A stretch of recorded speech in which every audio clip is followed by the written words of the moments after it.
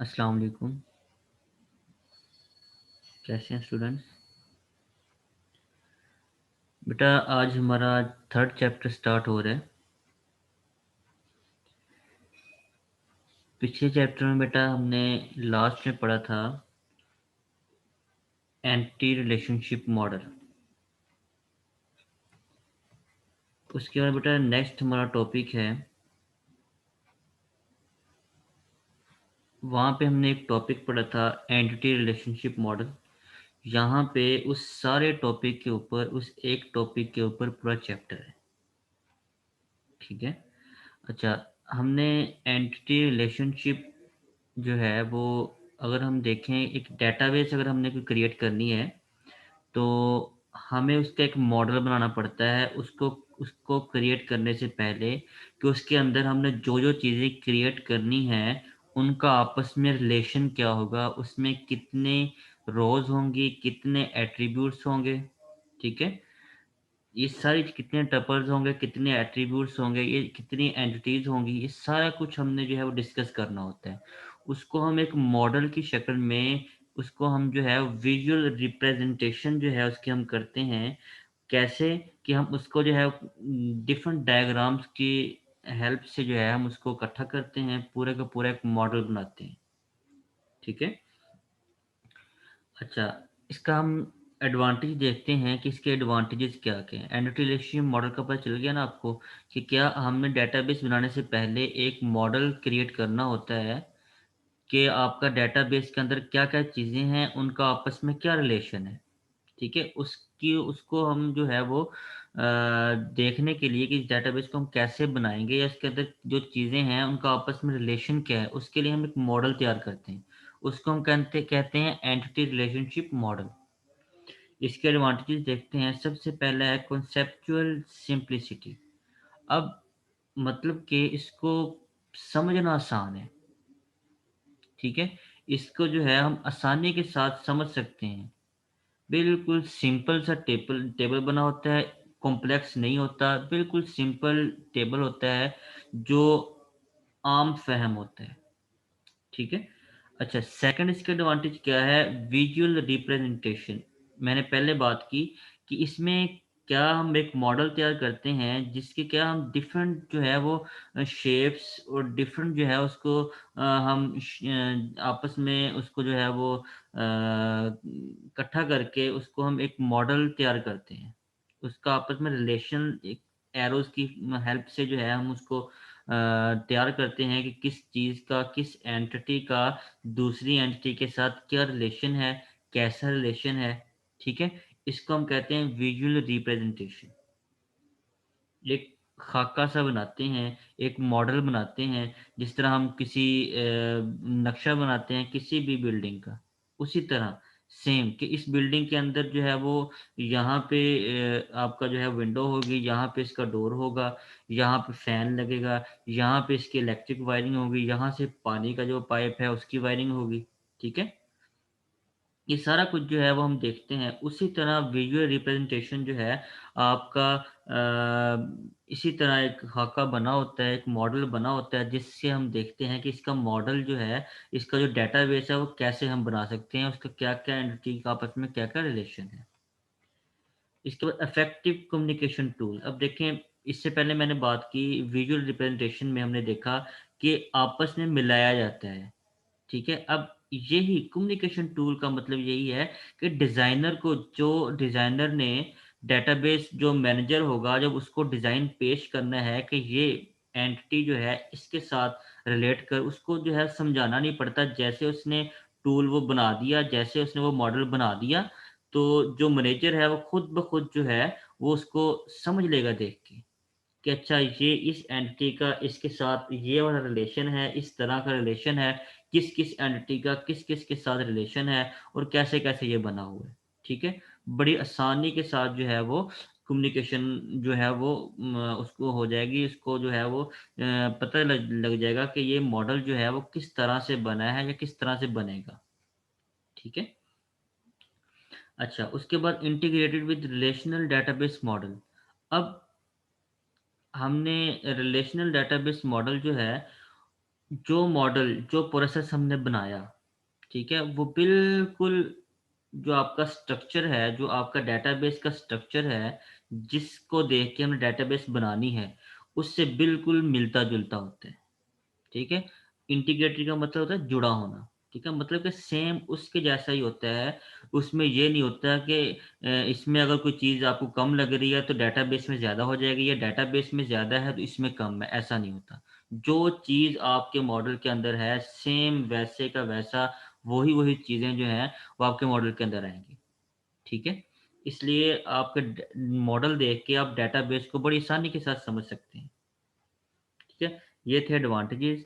अब नेक्स्ट हम पढ़ते हैं कि एलिमेंट्स जो हैं वो आपके ईयर मॉडल के एलिमेंट्स कौन कौन से हैं।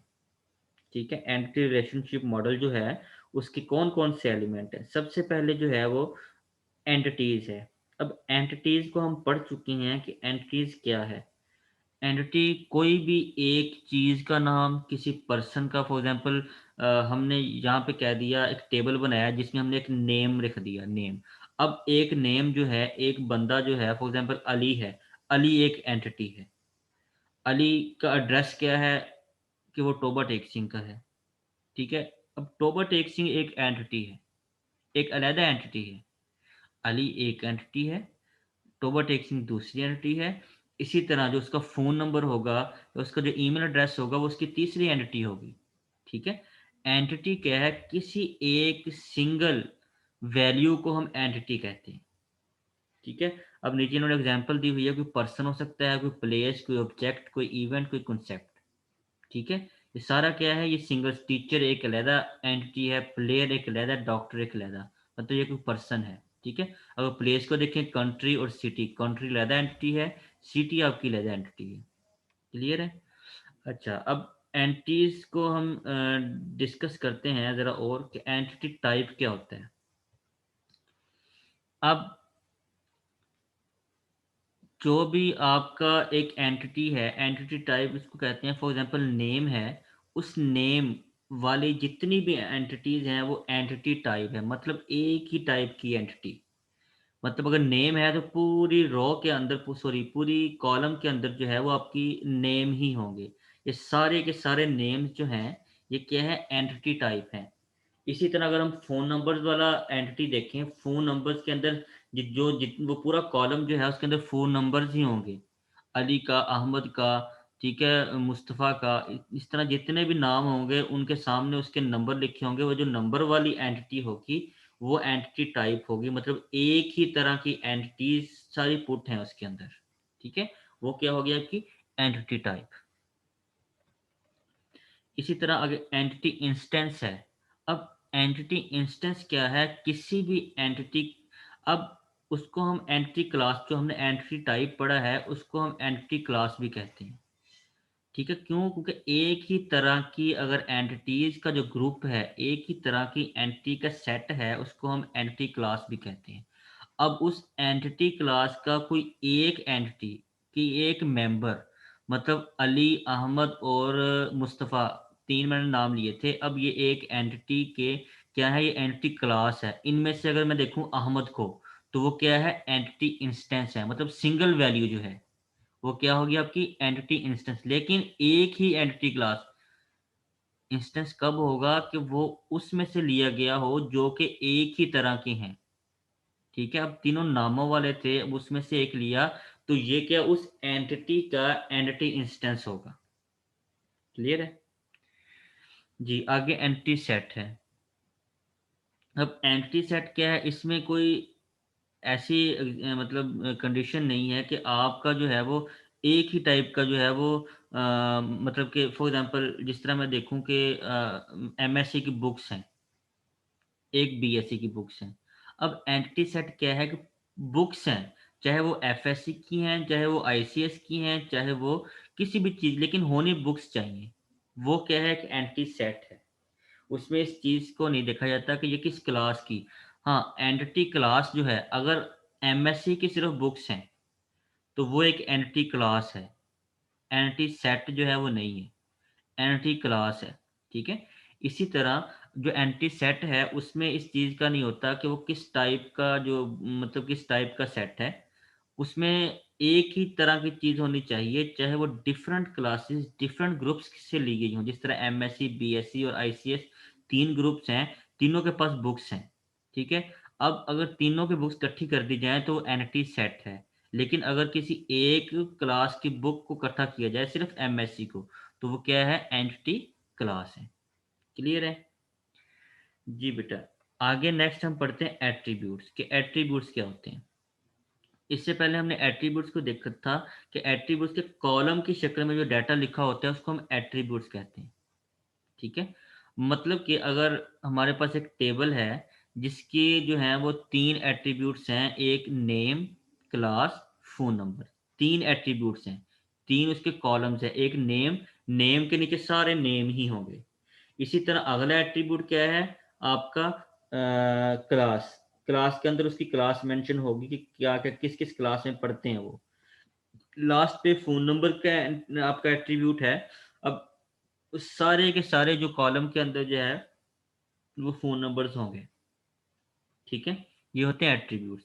आगे एट्रीब्यूट्स डोमेन। अब इससे पिछले लेक्चर के अंदर हम चैप्टर 2 के अंदर लास्ट लेक्चर जो था उसमें हमने देखा कि आपके एट्रीब्यूट्स डोमेन किसे कहते हैं। मतलब कि जितने एट्रीब्यूट्स होंगे आपके एक टेबल में, जितने कॉलम्स होंगे एक टेबल में, उसको हम कहते हैं एट्रीब्यूट डोमेन, ठीक है?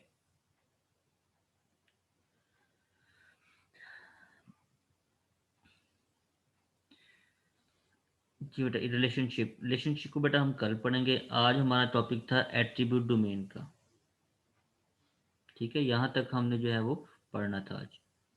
ओके बेटा, अगर किसी बात की समझ ना लगी हो किसी लाइन की तो मैसेज करके मुझसे लाजमी पूछिएगा।